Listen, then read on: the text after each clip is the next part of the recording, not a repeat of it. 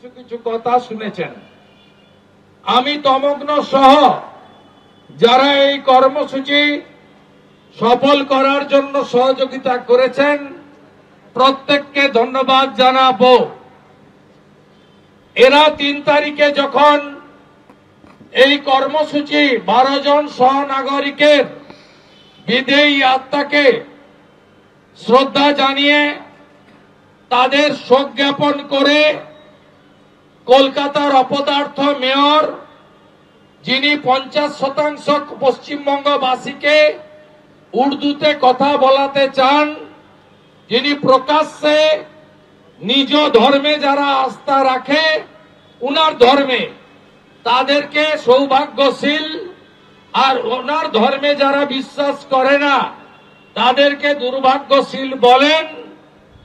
এমন বহু গুণে গুণান্বিত, যিনি কখনো জলকে লিটার দিয়ে মাপেন না, তিনি জলকে কখনো টনে মাপেন, কখনো মিটারে মাপেন। এত গুণের গুণান্বিত ছাপ্পা মারা কাউন্সিলর আর বন্দর থেকে তোষণের ভোট নিয়ে জেতা মমতার মন্ত্রী ফিরহাদ হাকিমের গ্রেপ্তারের দাবিতে আজকের এই মিছিল এবং আজকের এই কর্মসূচি।